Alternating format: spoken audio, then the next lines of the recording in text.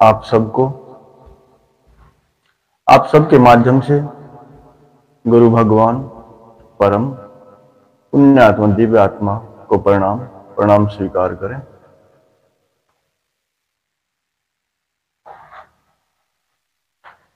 जीवन में बाहर की दुनिया में लाभ हानि, भीतर की दुनिया में भी लाभ हानि देखने वाले, जानने वाले, लाभ करने वाले।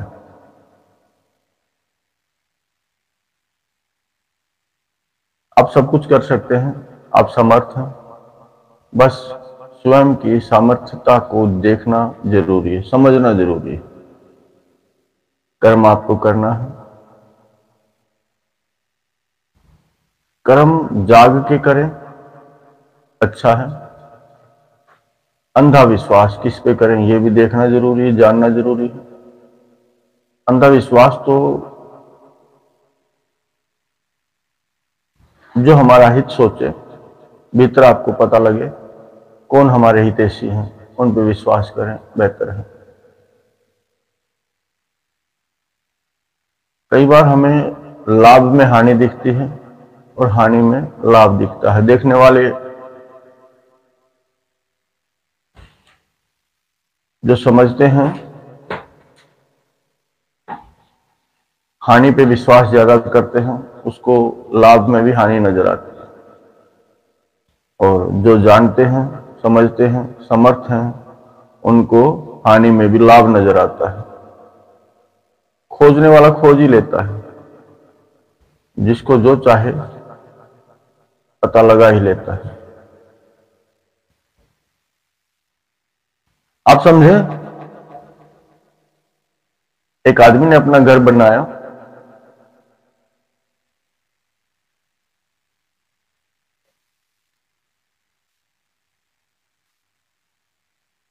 घर बनाते हुए उसने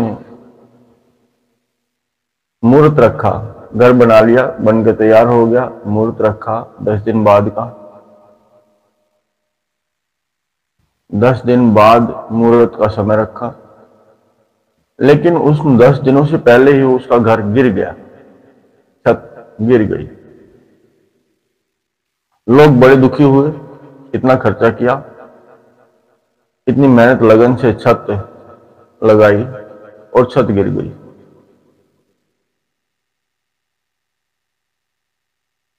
मालिक ने देखा ये क्या हुआ,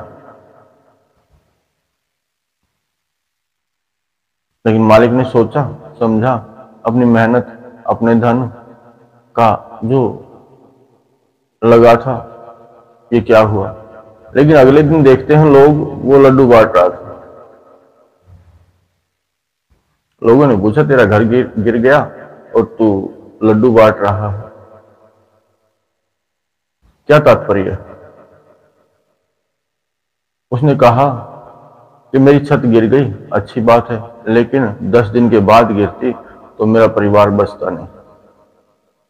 इसी खुशी में मेरा परिवार बचा है, इसी खुशी में मैं लड्डू बांट रहा हूं। आप समझे, उसने खोजा क्या, उसने कमाया क्या। आप क्या सोचते हैं, आप क्या समझते हैं। आनंद जो भीतर है, उसको देखे बिना बाहर की जो चीजें जाती हैं, उसमें हमारा ध्येय और ध्यान है, चला गया। कोई आदमी बिछड़ता है, सफर 4 घंटे का, लेकिन 4 घंटे में अगर कोई यात्री संग हमारे हैं, उसमें इतना घुल मिल जाता है कि 4 घंटे बाद ही हम उसको जाने की, उससे बिछड़ने का हमें डर रहता है, मन लग जाता है। उसी प्रकार दुनियादारी में मन लगता है और ना मरने की इच्छा व्यक्त करते हैं कि ना मरे, ना छोड़ के जाएं। मरने वाला आदमी तैयारी में रहता है, बाहर वाले लोग कहते हैं ना मरे, मरने के बाद भी रोते पीटते हैं, दुखी होते हैं। लेकिन समझदार समझता है हरि मिलन, आत्मा और परमात्मा मिलन करने जा रहा है, इंसान सोचता और समझता नहीं उसका कितना बड़ा लाभ है। जीवन की तपस्या जो कमाया उसका जो भी निरीक्षण है वो होने जा रहा है, उसने क्या खोया है क्या पाया है। लेकिन ये सत्य है, आत्मा और परमात्मा का मिलन है। जिसने परमात्मा से प्रेम किया है, जिसने प्रियतम से प्रेम किया है, वो उसको मिलने के लिए तैयार है। लेकिन लोग रोते हैं, ये क्या हुआ, गलत हुआ, अच्छा था, बुरा था, सब तरह के आकलन करते हैं। लेकिन जो समझ चुका है कि यहां मरण वहां जन्म, दूसरी दुनिया का मरण, इस दुनिया में जन्म, ये तो प्रक्रिया है, ये होता रहता है दूसरों के साथ और हमारे साथ भी। लेकिन हम हमारे जीवन में ध्यान नहीं देते। ध्यान देना जरूरी है। जिसने दिया वो सुखी, नहीं दिया तो दुखी। आप इस शरीर रूपी ब्रह्मांड के भीतर प्रवेश करने के बाद आप देख सकते हैं और समझ सकते हैं क्या क्या परम पिता ने इसमें दिया है। सारा जन्म बीत जाता है लेकिन इस शरीर के भीतर हमें झांकने का अवसर ही नहीं मिलता। गुरु की शरण बड़ी सुंदर होती है। जो गुरु हमें परमपिता से मिलवाने की चेष्टा करता है लेकिन हम मिलते नहीं। मुख्यतः बाहर की दुनिया में समझदार को ही तवज्जो दी जाती है, उसी का मोल होता है।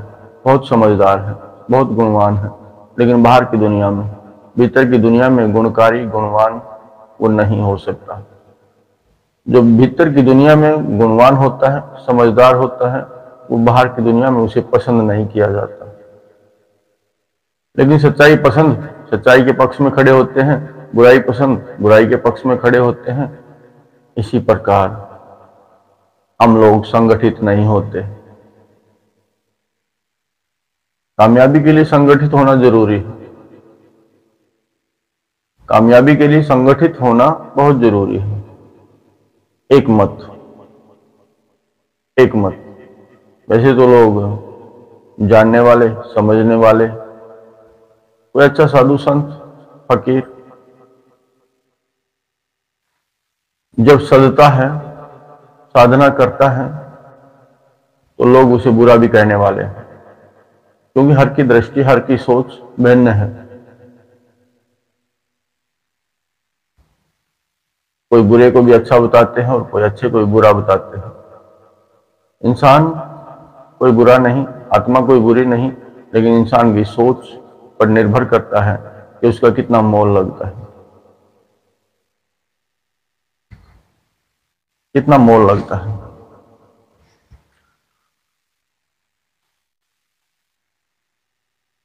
चंद्रमा की शीतलता, सूर्य का ताप, जब आपको ठंड लगती है तो सूर्य के ताप में आप रहना चाहते हैं, पसंद करते हैं। लेकिन जब आपको ताप अधिक लगता है तो आप शीतलता को पसंद करते हैं। जबकि बाहर की दुनिया में आप पसंद करते हैं, लेकिन भीतर की दुनिया में चांद और सूर्य आपने देखे ही नहीं। आज आप समझे विषय चांद और सूर्य का।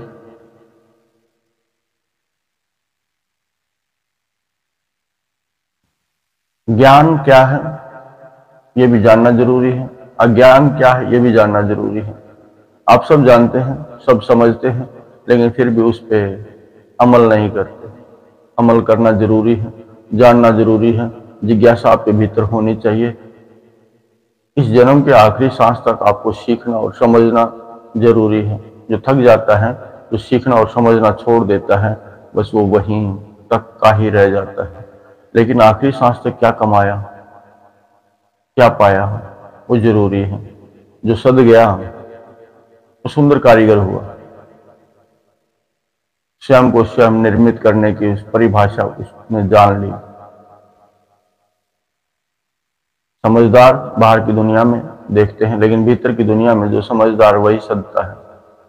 साधना किस प्रकार की हो, हम अपनी इंद्रियों के, अपनी आदतों के अधीन हैं, लेकिन उनको हम स्वयं के अधीन करना ही आपकी दक्षता है। आदत आप देखें छोड़ के, क्या इसके बिना मैं रह सकता हूं? काम वासना, जीभ का स्वाद, निंद्रा, ऐसी बहुत सारी चीजें हैं जिनको आप अपने अधीन करके देख सकते हैं, उन पर विजय पा सकते हैं, फिर आपको भय नहीं। जीभ के स्वाद पे अगर आपने लगाम लगाई, कंट्रोल किया, तो आपका स्वास्थ्य बड़ा सुंदर होगा। निंद्रा पे आपने कंट्रोल किया, लगाम ली, उसको आपने अधीन किया, तो भी आप अपने समय को नियमित कर सकते हैं। जिसने अपने समय को नियमित किया है, निर्मित किया है, वो उसका आनंद लेना खूब अच्छी तरह से जानता है। लेकिन जिसने अपने समय को निर्मित नहीं किया, वो हमेशा पिछड़ता रहता है। या तो बहुत तेज भागेगा या फिर सबसे पीछे रहेगा। नियमित आदमी समय के संग संग चलता है, वो कभी पिछड़ता नहीं, वो कभी बिछड़ता नहीं, वो अपने समय पे सब चीज कर ही लेता है। बहुत सारे लोग हैं जो समय को नियमित करते हैं, समय से पहले जाग जाते हैं, समय से पहले परम से मिलना चाहते हैं, परम भी अपने समय पे आ जाता है। बहुत सुंदर बात है, बहुत अच्छी बात है। दूसरी चीज कामना, काम पे विजय, काम को जीतना। काम को जीतने के लिए भी आपको देखना होगा, आदत बनी हुई है और पूरी ऊर्जा, पूरी शक्ति उसी काम की वासना पे लगा देते, कामनाएं अधिक होती है। किसी की देखने की इच्छा, किसी को देखने की इच्छा, जानने की इच्छा बड़ी विरह मरण के समान होती है। तुलसीदास जी रामायण के उन्होंने रचना की, रचना करने वाले तो वाल्मीकि जी हैं, लेकिन उन्होंने उनकी रामायण की व्याख्या की। जन्म लिया, मां मर गई, पिता जन्म से पहले ही, सबने अभागा बताया, सबने पुनौती कहा, इसके संग कोई न रहे। साधु महाराज अपने आश्रम में ले गए, पढ़ाया लिखाया, जैसी इच्छा थी पढ़ा लिखा। लेकिन साधु महाराज ने शादी कर दी, लेकिन पत्नी में आसक्त ज्यादा थे, उसके सिवा कुछ नजर नहीं था। एक दिन ऐसे आसक्त हुए कि स्वयं पे लगाम लगा ही ना सके, कंट्रोल कर ही ना सके। हम भी बाहर की दुनिया में ऐसा ही करते हैं, जो हमें अच्छा लग रहा है उसी के पीछे दौड़ते हैं, स्वयं को भूलते हैं, लेकिन सच्चे के पीछे नहीं दौड़ते, लेकिन झूठे के पीछे दौड़ते हैं। अक्सर हमें झूठ और सत्य में भेद नहीं लगता, लेकिन हमारी अपनी कामना के अधीन होके, अपनी काम इच्छा के अधीन होके झूठे के पीछे दौड़ते हैं। तुलसीदास महाराज ने भी ऐसा ही किया। एक दिन आसक्ति बढ़ी, पत्नी के पीछे पीछे चले। पत्नी मायके थी, लेकिन मिलने पहुंच गए, मिलने पहुंच गए। पत्नी ऊपर थी, चढ़ गए ऊपर भी। पत्नी ने बड़ी हैरान होकर पूछा, ये क्या किया? तुलसीदास ने कहा, मुझसे रहा नहीं गया।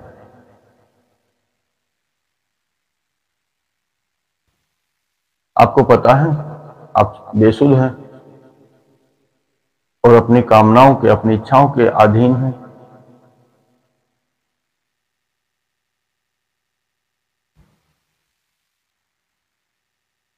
तुलसीदास जी की पत्नी ने उनको समझाया सुझाया कि आप किस पे बैठ के आए हैं, कि मुझे फट्टा मिला, मुझे नहीं देखा वो कैसा था, कैसा मैं चढ़ गया और पानी को सहलाता हुआ पीछे खींचता हुआ आगे आ गया कि आप लकड़ी के फट्टे पे नहीं, एक लाश पे बैठ के आए। तुलसीदास जी को तब भी कोई पता नहीं होगा, लेकिन पहुंच तो गया यहां तुमसे मिलने, पहुंच तो गया। कि आप ऊपर कैसे आए हैं? बोले रस्सी थी, रस्सी को पकड़ के ऊपर आ गया। वो रस्सी नहीं थी, सांप था। आपने जीवन की, अपने जन्म की परवाह नहीं की, लेकिन सांप को पकड़ के चढ़ गए। सांप लड़ जाए आसक्ति में कोई फर्क नहीं पड़ता, लेकिन आप देखते हैं, आपको देखते देखते उस सांप में ध्यान है और आपको वो डस ले तो आप स्वयं मरने की तैयारी में तैयार होते हैं। तब तुलसीदास जी की पत्नी कहती है कि इतनी आसक्ति अच्छी नहीं। छोटी सी बात कही तुलसीदास जी को, हाड़ मांस के शरीर से क्यों की इतनी प्रीत? अगर इतनी प्रीत हर से होती तो हर मिल जाते। अगर इतनी प्रीति हर से की होती तो हर मिल जाते। हाड़ मांस के शरीर से क्यों की इतनी प्रीत? इतनी प्रीत हर से करते तो हर मिल जाते। तुलसीदास जी के भीतर ये वचन लगे, ये शब्द लगे, ये सत्य है। तू तो होश में नहीं। कर्म करने के लिए, जीवन जीने के लिए, जन्म लेने के लिए होश में होना जरूरी है। कुछ लोग सुबह उठ के बैठ जाते हैं, लेकिन उसी समय को अगर वो अच्छा बनाना चाहते तो हरि का भजन करें, लेकिन नहीं। कुछ यंत्र है, दुनियादारी की खबर में रहते हैं, लेकिन हरि की खबर कभी की नहीं, सोची नहीं। तुलसीदास जी उसी समय वापस चल पड़े और फिर उन्होंने हरि से प्रीत की। वो प्रीत जो उसने पत्नी से की थी, दुनियादारी से की थी, वो प्रीत सत्य से की, हरि से की, नाम से की, परम से की, और आज उनका नाम है अच्छाई में। ऐसा आप करके सत्य की राह खोज सकते हैं, परम को खोज सकते हैं, स्वयं को सुदृढ़ बना सकते हैं। पढ़ा लिखा बाहर का बुद्धि कोई भी कुछ समय के बाद धूल और पत्त में मिल जाती है, लेकिन उतनी काम की नहीं। विज्ञान चाहता है बाहर की किताबों को पढ़ना, जितना समझदार उसको उतने ही, जितना पढ़ा लिखा बाहर की किताबें उतना ही उच्च पद पे बिठाते हैं। लेकिन अध्यात्म में जो भीतर स्वयं को पढ़ता है वो स्वयं के लिए जीता है, उसे दुनियादारी से कोई मतलब नहीं। वो उसकी बातों से लाभ लेता है, उसके शब्दों से, उसकी चमक से, उसके तप से कोई लाभ लेता है तो ठीक, नहीं तो उसको कोई फर्क नहीं पड़ता। लेकिन बाहर की दुनिया में एक अभिमान भरा, जो कामयाब होता है, ऊंचा पद मिलता है, ज्यादा पढ़ता है, वो उसको एक अच्छी ऊंचा पद मिलता है, लेकिन अहंकार से भर जाता है। वो हर किसी को चाहता है कि हर कोई मेरे सामने नतमस्तक हो। साधु कहता है कि हरि के सामने नतमस्तक हो, मैं कुछ भी नहीं, वो सब कुछ है। साधु संत कहता है वो सब कुछ है, मैं कुछ भी नहीं। आप सच्चे से, मालिक से नतमस्तक होना चाहते हैं या नहीं, ये आपकी मर्जी है। दुनियादारी के सामने नतमस्तक होना चाहते हैं, ये आपकी मर्जी है। लेकिन स्वयं जागना दूसरे को जान सकता है, स्वयं जागना दूसरे को देख सकता, सोया हुआ है या जागा हुआ। बहुत सुंदर जन्म परम ने दिया है, लेकिन खुद समझ लेंगे तब, दुखों से, दर्द से निकलेंगे तब। सब कुछ हो सकता है, लेकिन पूरी इच्छा हो, पूरी दृढ़ शक्ति हो। आप स्वयं एक आत्मा, एक ब्रह्म, आपके भीतर हर पल मंथन चलता रहता है, लेकिन वो मंथन आप देखें किस पे करते हैं, उसमें से कुछ निकला है या नहीं निकला। अनजान आदमी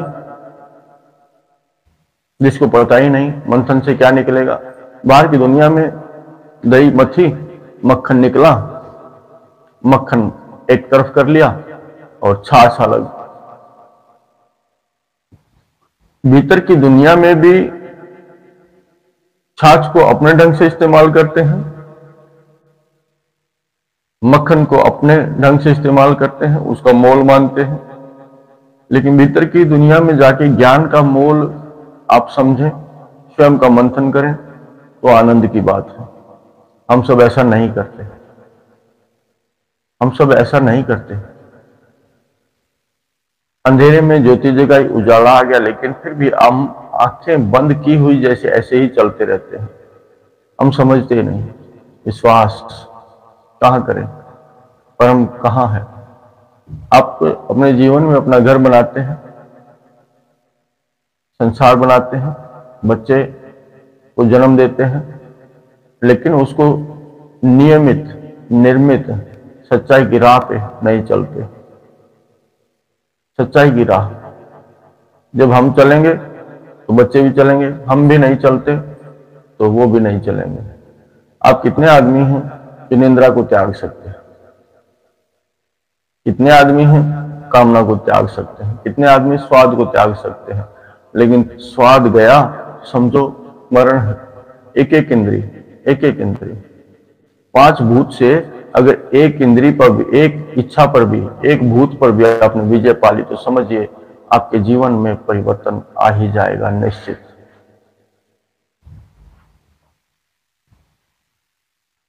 न झूठ बोलने का, झूठ न बोलने का संकल्प आप कर सकते हैं, लेकिन वो भीतर की शक्ति होगी, बाहर की शक्ति नहीं। आप कहते रहें मैं नशा नहीं करूंगा, मैं शराब नहीं पीऊंगा, मैं बीड़ी नहीं पीऊंगा, लेकिन कहते ही रहते हैं, लेकिन आप छोड़ नहीं सकते। आप देखें कि आप मर नहीं जाएंगे, लेकिन तलब ऐसी लगती है कि उस तलब के अधीन है, आप नहीं छोड़ पाएंगे। मेरा कुछ बिगड़ जाएगा, मुझे चैन नहीं, मुझे बेचैनी है।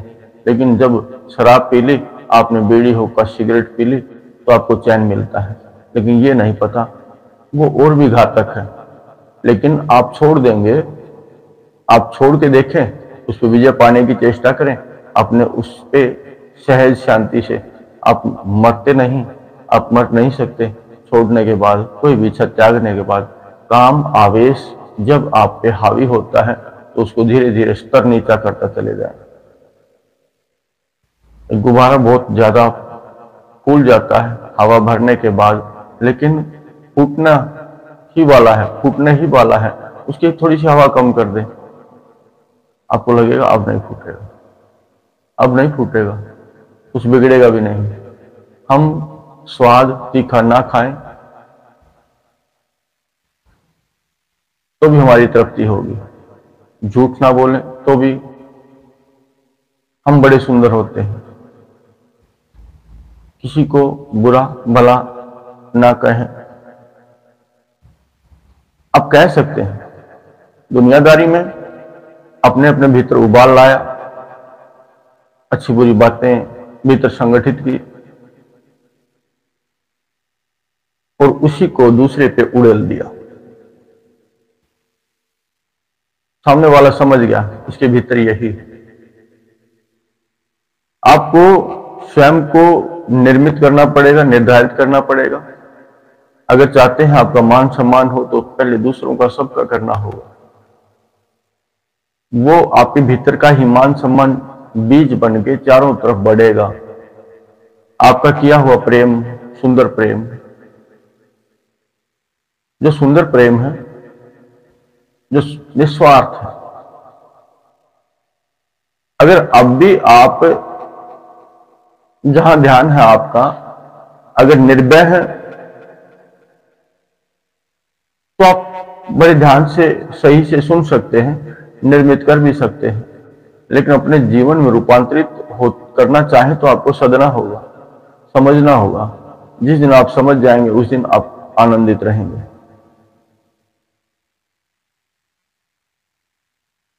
आप सोचें कि ऐसे ही सुनने से आप सीख जाएंगे, करना शुरू कर देंगे, मंजिल पे पहुंच जाएंगे, तो नहीं। आप 10 दिन बाद सफर शुरू करें या 10 साल बाद सफर शुरू करें, सफर तो आपको करना ही होगा। आज सफर शुरू करें तो आप जल्दी तैयारी कर सकते हैं। कम से कम 7 ब्रह्मांड आपके भीतर हैं, अनेकों संसाधन आपके भीतर है, आनंद आपके भीतर है। बाहर का दुख, तकलीफ, सहज होना, शांत होना बड़ी सुंदर बात है। आज तक आपने जिन आदतों के अधीन हैं, उन आदतों को अपने अधीन करें, उनको सभ्य बनाएं, उनको सभ्य बनाएं। जिसके साथ आप कड़वी बातें करते हैं, जो आपको बुरा लगता है, अगर उससे प्रेम हो जाए तो फिर उसी से मीठी बातें भी कर सकते हैं, और मीठी बातें करने से सामने वाले से भी मीठी बातें पा सकते हैं। लेकिन ऐसा आपने कभी समझा नहीं। बुरा दुखी करते हैं स्वयं को भीतर ही भीतर। जब सामने से प्रतिक्रिया ना आए तो अपना दरवाजा बंद नहीं कर सकते आप, लेकिन भीतर ही भीतर उसमें दुख, बुराइयां, सांप बिच्छू पालते ही रहते हैं। और जब कोई सामने आता है जिसके प्रति शिकायत है, उसको छोड़ देते हैं। कुछ लोग तो भगवान को बुरा कहते हैं। जब मैं दुखी था तब कहां था तू? तूने मेरे को संभाला नहीं। सारा जन्म बीत गया मेरा, जन्म से ही मैं सेवा करता आया हूं, लोगों को परोपकार करता आया हूं, तेरा नाम पुकारता आया हूं, लेकिन वो अनजाने हैं, अनचाहे हैं, जानते नहीं कर्म की रुचि क्या है। आप ये भी नहीं जानते कि आपकी रुचि क्या है, आपको किस में रुचि रखनी चाहिए। गंदे तालाब में घुसे रहते हैं और कहते हैं कहां पीऊं, मुझे तो अच्छा पानी नजर नहीं आता। बाहर निकल के देखिए, खोजिए, खोजने के बाद अच्छा सुंदर जल भी मिलेगा, अमृत जैसा भी मिलेगा।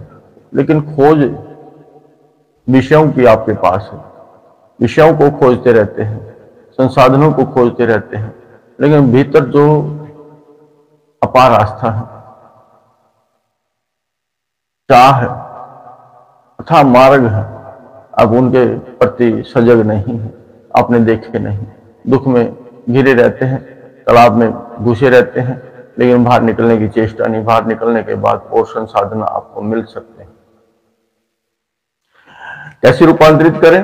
आप सुनते सब हैं, किताबें पढ़ी हैं आपने, ग्रंथ पढ़े हैं, समझे हैं, साधु संत ऋषि मुनियों को आप समझते हैं। कोई कहे आपको कि आप नादान हैं, आप नासमझ हैं, उससे लड़ने के लिए तैयार है। मुझे नासमझ कहता है, खुद नासमझ है। मैं इतना समझदार हूं, मेरे घर है, परिवार है, बीवी बच्चे हैं, लेकिन मुझे नादान नासमझ बोलता है। अब बड़े क्रोधी होंगे। कोई आपको कहे बड़ा सुंदर है तुम, तो एकदम आकड़ अनुभव होगी भीतर, जैसे तरंग, जैसे बिजली कौंधी, जैसे आनंद, क्योंकि बुद्धि है, एकदम कहेगी हाँ सही कहता है तू, सही कहता है। लेकिन कोई आपको सही में आपकी बुराई के बारे में बताएगा तो आप उसको गलत कहें, तुझे ज्यादा पता है, मैंने जो किया वो ठीक किया है। आप तार की ओर तर्क करते हैं। लेकिन सामने वाले पे कम से कम एक बार सामने वाला कहता है तेरे चरित्र में दाग है, तेरा चरित्र अच्छा नहीं। कम से कम सामने वाले ने जो कहा आपके पास चरित्र है, अपने देखिए कि आपके भाव स्वभाव में, आपके चरित्र में दाग है या नहीं। अगर दाग है तो उसको ठीक करिए, नहीं है तो कोई बात नहीं, मैं सही हूं, आप अपना ख्याल करिए। अगर दाग नहीं है, आपने पाया कि दाग नहीं है, लेकिन वो जानना जरूरी है, वो जानना जरूरी है, वो समझना जरूरी है। आपको कुछ आता नहीं, कोई बोलता है आपको कुछ आता नहीं, आप समझते नहीं, आप ठीक से काम नहीं करते। आप अपने व्यवहार को देखिए, क्या मैं ठीक से काम नहीं करता? नहीं करता तो अपने व्यवहार को सुधारिए। लेकिन हम सुधारने के बजाय सामने वाले को ही बोलते हैं कि तू गलत है, लेकिन स्वयं जो गलत है उसको ठीक करने की चेष्टा नहीं करते। इस शरीर को सुधारें, संभालें, इस शरीर को सुधारें और संभालें। शरीर की जिम्मेदारी आपकी है। बहुत सारे लोग कहते हैं हम दुखी हैं, हमारे शरीर में दिक्कतें ज्यादा है, दर्द बिना बुलाए आता है और जाता ही नहीं। बहुत सारे लोग कहते हैं दर्द बिना बुलाए आता है और जाता ही नहीं, दवा भी काम नहीं करती। जो लोग कहते हैं कि मेरे पेट में दिक्कत है, वात अधिक बनती है, गर्मी अधिक रहती है, तो शीतल करने का झरना भी आपके भीतर ही है। कौन कौन लोग समझना चाहता है बड़े ध्यान से, वो दूसरों पर निर्भर ना रहे। जो दूसरों पर निर्भर है वो दुखी रहता है, दूसरे का समय पता नहीं कब लगता है। और आपको पता है तो आप कर ही लेंगे। जिसको आता है खाना बनाना, जो निर्भर है स्वयं पे, वो बना ही देगा। उसका परिवार, वो स्वयं भी कभी भूखा नहीं रहता। लेकिन जो दूसरों पे कोई आएगा, कोई बनाएगा, लाचार आदमी, कोई दूसरा स्नान कराएगा, दूसरा मेरे लिए, लेकिन नाम तो लेता है, लेकिन खाली फॉर्मेलिटी पूरी करता है पूजा पाठ की। कि कोई आएगा, मेरी मदद करेगा, मुझे बताएगा मैं कैसे पूजा पाठ करूं, लेकिन आपको जो विधि पता है उसी विधि से आप करिए, परमात्मा उसी से खुश होगा। जिस विधि का आपको पता है उसी विधि से करिए, लेकिन पूरी लगन से करिए, पूरी निष्ठा से करिए, पूरे आत्मविश्वास से भरिए, उसके बाद करिए। आपका सफल होगा, आपका परम बड़ा खुश होगा, आपको आशीष देगा, आपके सामने होगा। आप जन्म दे स्वयं को, आपको जन्म किसी और ने दिया है, लेकिन आपने तो स्वयं को जन्म दिया ही नहीं। आपको तो अनुभव ही नहीं स्वयं को जन्म कैसे दे। अगर अभी आप सुनते हैं तो स्वयं को जन्म दे, अपने आप को ध्यान दे। इस शरीर के भीतर जो शरीर है, ये स्थूल शरीर है, इस शरीर के भीतर जो शरीर है वो कैसा है, बड़ा सुंदर है, बड़ा अच्छा है। ये निर्मोही है, वो बड़ा मोही है, बड़ा मोह करता है, लेकिन परम से करता है, दुनियादारी से मोह नहीं करता। बाहर की दुनिया से उसे कोई लेना देना नहीं होता, लेकिन सभ्य उसकी संगत में रह के सब अच्छे होते हैं। उसकी संगत में सब अच्छे होते हैं। एक बार 2-3 साधु थे। आप विश्वास से भरें, स्वयं को जन्म देने की चेष्टा करें, इस शरीर से हटें, बाहर निकलने की चेष्टा करें। हाथ लगाते ही दरवाजा खुलेगा, अब बाहर भ्रमण कर सकते हैं आकाश में। चांद और सूर्य आपके दोनों तरफ खड़े हैं, गंगा मैया महादेव आपके संग विराजमान है। उनकी बस आंखें खोल के उनके दर्शन करने हैं, अपनी तृप्ति करनी है और कहें कि वाह बहुत सुंदर। 3 साधु जंगल में बैठे रहते थे, झोपड़ी में बैठे रहते थे, पूजा पाठ भी करते थे।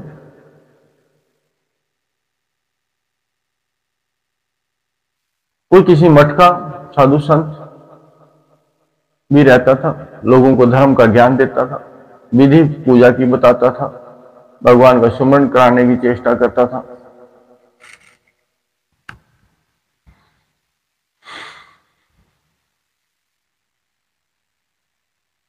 एक बार हुआ ऐसा कि उसके पास पहले सब लोग आते थे, अपना अपना निवारण करवाते थे, लेकिन वहां अचानक कुछ ऐसा हुआ कि लोग आने बंद हो गए, लोग आते नहीं थे। उसने देखा कि लोग कहां जाते हैं, किसी से पूछा कि वहां 3 साधु जंगल में बैठे हैं, ना कुछ करते ना धरते, सब लोग उन्हीं के पास जाते हैं।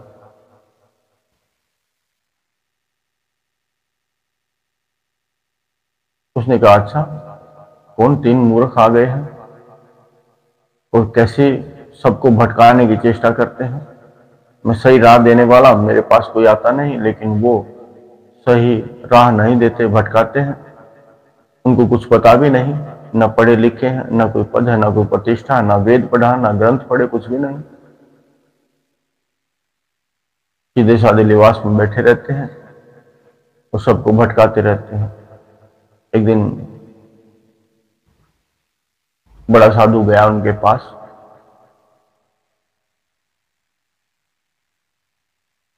पहले देखा फटे कपड़े, समुद्र के किनारा था, समुद्री जहाज पे चढ़ के गया, उनके पास देखते ही बड़ा खुश हुआ। ना कोई प्रतिष्ठा है, ना कोई समझदारी है, पगलापन है। उनके पास क्या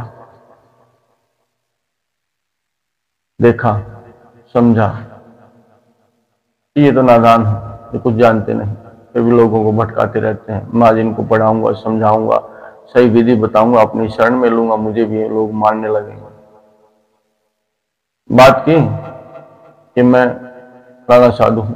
उन्होंने अभिनंदन किया, अभिवादन किया, नतमस्तक हुए, उनको आशीष दिया। उन्होंने कहा क्या जानते हो? उन्होंने कुछ भी नहीं। क्या करते हो? उन्होंने कहा कुछ भी नहीं। फिर यहाँ क्यों बैठे हैं? उसके सहारे बैठे हैं, उसी का सहारा लिया, उसी का नाम लेते हैं। क्या करते हैं? जब कोई आता तो क्या बोलते हो?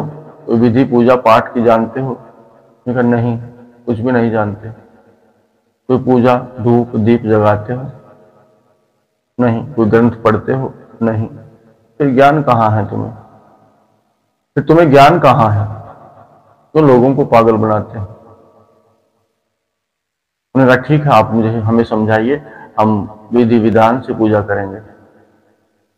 साधु ने बड़े संत ने बड़े अच्छे ढंग से संत ने बड़े अच्छे ढंग से उनको समझाया, ऐसे पूजा करनी चाहिए, ऐसे नियमित उठना चाहिए, ये करना चाहिए।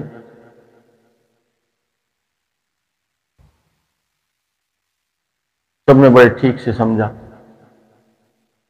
ये मंत्र है, इस मंत्र का जाप करना चाहिए। उन्होंने कहा ठीक है, लेकिन तुम आज तक कैसे करते हैं? हम आज तक ऐसे करते थे, कोई भी काम आए हम उसी को बोल देते थे, संभाले रखना। हम उसी को बोलते थे कि संभाल लेना। अब तीनों जो संत थे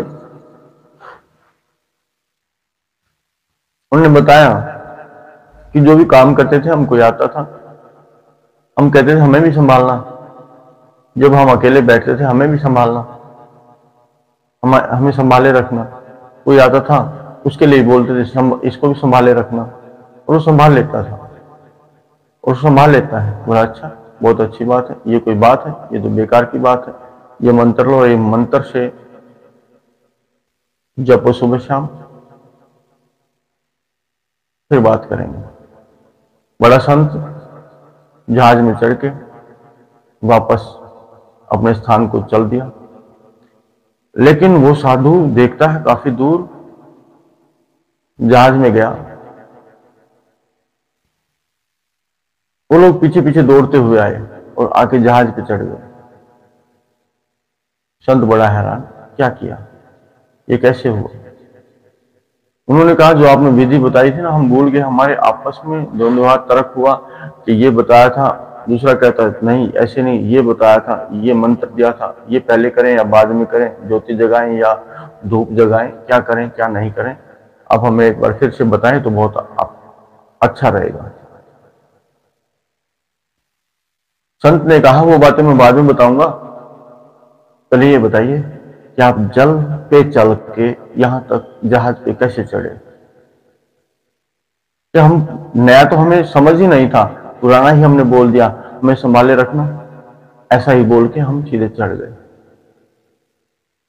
बड़े संत ने उन्हें नतमस्तक हुए कि तुम्हें किसी विधि की आवश्यकता नहीं, तुम्हें कुछ करने की आवश्यकता नहीं, आप लोग करो, आप धन्य हैं। मैंने जो नहीं पाया आप पा चुके हैं। मैं बेकार की किताबों में उलझा रहा, बेकार के नियमों में उलझा रहा, लेकिन आप सभ्य हैं, आप सभ्य हैं, आप करिए जो आप जानते हैं। दूसरे के पास कुछ भी नहीं, लेकिन स्वयं को जानने की चेष्टा करें, समझें।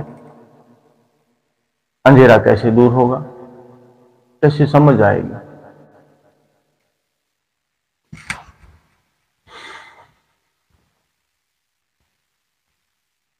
बातें तो यूं चलती रहती हैं, लेकिन स्वयं को समझना, स्वयं के पास हमारे धरोहर क्या है। पिता जब सफर पे भेजता है, माता जब सफर पे भेजती है, तो सब साधन संग बांध के देती है, ले जा। प्रकृति और परमात्मा ने आपके लिए भी साधन बांधे हुए, लेकिन आपने वो देखे नहीं, आप दूसरों से मांग के खाते हैं, वो अच्छा नहीं। चांद और सूर्य आपके पास है, आपने समझा नहीं। स्वयं को ठीक करने की प्रक्रिया भी आपके पास, आपने समझी नहीं। अपने भीतर के श्वास बाहर कर लें, ताजे श्वास भीतर भर लें। अपने श्वास को पहले भीतर भर लें,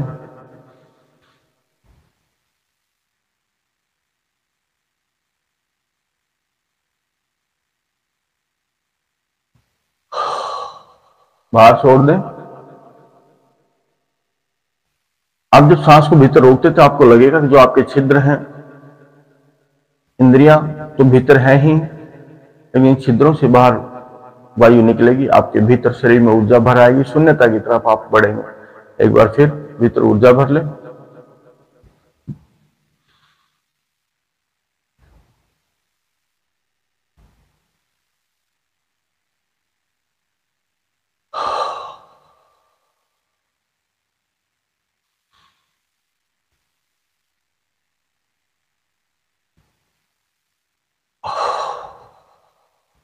कम से कम 5 बार, इससे अधिक भी आप कर सकते हैं। आपके भीतर आपको शीतलता नजर आएगी, जो गर्मी है, जो ताप है, जो वो आपको नजर आएगी।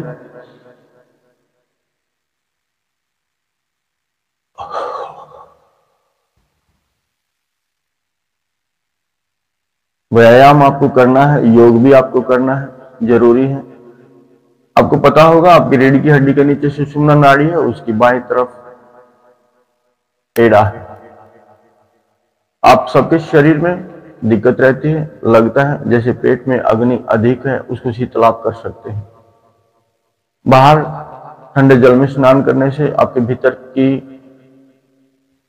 अग्नि कम नहीं होती, भीतर की अग्नि भीतर के प्रावधान से ही कम होगी। आपकी नाड़ी जो एड़ा है, जो बाईं तरफ है, वो नाड़ी शीतल नाड़ी है। उससे आपकी बुद्धि के मंथन भी होता है, भीतर की गर्मी शांत भी होती है। उसको चंद्र नाड़ी भी कहते हैं। चंद्रमा आपके बाईं तरफ, सूर्य आपके दाईं तरफ। मार्ग आप देख सकते हैं,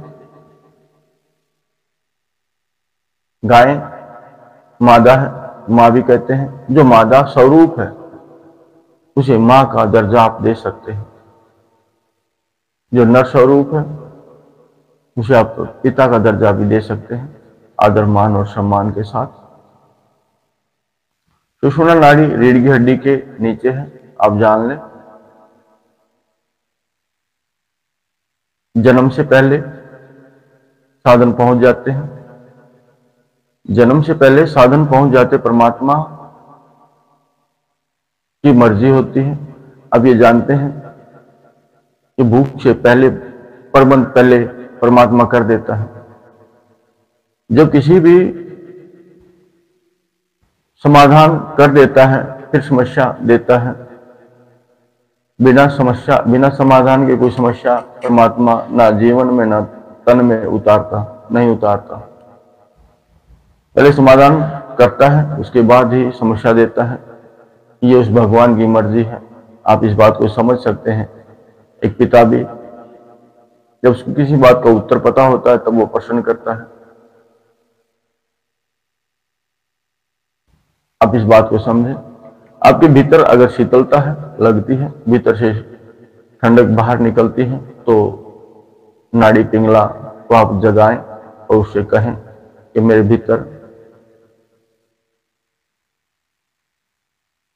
भीतर ऊर्जा भर देगी। ऐसा तथ्य, ऐसा स्मरण आपके भीतर है, लेकिन आप बाहर वाले की मर्जी समझते हैं। क्योंकि जो बाहर हम देखना चाहते हैं, परमपिता परमात्मा जिसकी हम साधना करते हैं, वो भी हमारे भीतर ही है। लेकिन भीतर जाके देखने से आनंदित आप अधिक होंगे। वो भी हमारे भीतर ही है। देखिए, कोई ज्ञान से चलता है, कोई विज्ञान से चलता है, मर्जी उनकी है। लेकिन विज्ञान तर्क मांगता है, लेकिन ज्ञान भी तर्क मांगता है। लेकिन भक्ति और भाव तर्क में नहीं चलती, वो विश्वास से चलती है। वो विश्वास से चलती है। लेकिन आपके पास तो दोनों चीजें पूरी हैं, ज्ञान भी पूरा, भक्ति और भाव भी पूरा, गर्मी भी पूरी, सर्दी भी पूरी। आपके भीतर तो दोनों चीजें हैं। आपकी मर्जी, सम रहना जरूरी है। आप सम रह पाए बाहर, भीतर भी, भीतर सम रहे, बाहर भी सम रहेंगे। दुख और सुख बीच का जो स्थान है वहीं पे रहे, लाभ और हानि बीच का जो स्थान है वहीं पे रहे। आपको नहीं दौड़ना। लाभ आ गया तो उस तरफ डोल गए, हानि होगी तो उस तरफ डोल गए। हानि होगी हाय हाय करते फिरे, लाभ हुआ तो जय जय करते फिरे। नहीं, आपका कुछ ना घटा ना बढ़ा। आपका ना कुछ घटा ना बढ़ा, कुछ भी तो नहीं, लेकिन प्रसन्नता की आवश्यकता नहीं होती। आपके भीतर जो बढ़ोतरी होती है, आप जो उस परम के नजदीकी होती है, आप भीतर जाके देख सकते हैं कि बाहर क्या चल रहा है। कुछ प्रभाव में अंतर है, आपका कितना इच्छाओं पे अधीन किया है, नहीं किया है, अपनी इंद्रियों पे कितना नियंत्रण है, वो आप देख सकते हैं। इच्छाएं किस तरह की हैं, आप दूर से देख सकते हैं, ये गलत है या ठीक है।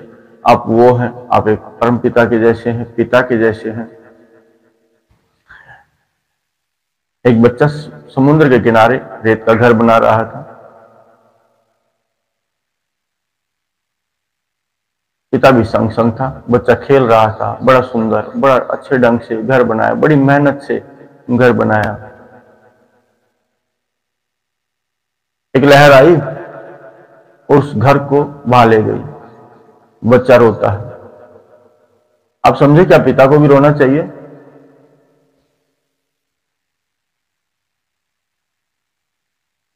क्या पिता को भी रोना चाहिए? अगर नादान है तो रोएगा। हम सब नादान ही तो हैं, लेकिन वो पिता समझदार है, वो समझता है ये तो खेल है, ये तो आएगा जाएगा, इसमें रोना धोना कैसा, इसमें रोना धोना कैसा है, ये तो खेल है, ये जन्म तो खेल है। पिता समझदार है, लेकिन जो समझता है वो इससे ना दुखी होगा ना सुखी होगा। ये तो बस अपने मन की लगन है, इच्छा है। अपने मन को कहां लगाएं, वो हम स्वयं की मर्जी है। अपने मन को लगाएं कहां, स्वयं की मर्जी है। अपने घोड़े को चलाएं कहां, वो स्वयं की मर्जी है। पहाड़ों पे चढ़ाएं या समतल पे जल में चलाएं, वो आपकी मर्जी है। आपकी मर्जी से आपका घोड़ा चलेगा, लेकिन नियंत्रण में होगा तब। अगर नियंत्रण में नहीं है तो वो आपको गिराएगा, डुबाएगा, उछालेगा, ऊपर से गिराएगा। फिर क्या करेंगे? सबसे पहले अपने मन, अपनी सोच, अपनी बुद्धि को नियंत्रण में करें, बेहतर होगा। भाव में भरे, भक्ति करें, बड़ी अच्छा लगेगा। विश्वास करें, बहुत अच्छा लगेगा। लेकिन दुनियादारी में ज्ञान और विज्ञान और भाव, भक्ति, ये सब संग चलती है। लेकिन आप दोनों में भेद कर सकते हैं, मीठा और तीखा। आप तीखा खाना चाहते हैं, आप सम कर सकते हैं, आपकी मर्जी। आपके भीतर हर पल, दिन और रात, एक पल के लिए भी आपकी बुद्धि रुकती नहीं। ये सधे सभ्य विचार दे, बड़ा अच्छा लगेगा, लेकिन आपकी मर्जी होगी तब। नकारेंगे तब, ये नहीं मेरे लिए अच्छा नहीं लगेगा, हाँ ये अच्छा लगेगा। जो भगवान से संबंधित, जो परम से संबंधित, सत्य से संबंधित जो है, अगर आप उसका पान करते हैं, उसका खान करते हैं, तो फिर आप वही चीजें, ये बुद्धि सदा देती रहेगी। सभ्य देती रहेगी। आपके शरीर के भीतर के तंत्र हैं, वो आप चेतन कर सकते हैं, वो आपकी मर्जी है। जीवन किस प्रकार जिया जाए वो आप समझ सकते हैं, निर्धारित कर सकते हैं, और निर्धारित करना भी चाहिए, निर्धारित करना भी चाहिए। आपने समझा ये मिथ्या नहीं, धीरे धीरे आपके तन के जो रोग हैं, ये दो नाड़ियां हैं। तीसरी नाड़ी तो मार्ग अपना करती है, गंगा मैया जैसे शीतल और पवित्र करती है, अमृत बरसाती है, अमृत बरसाती है।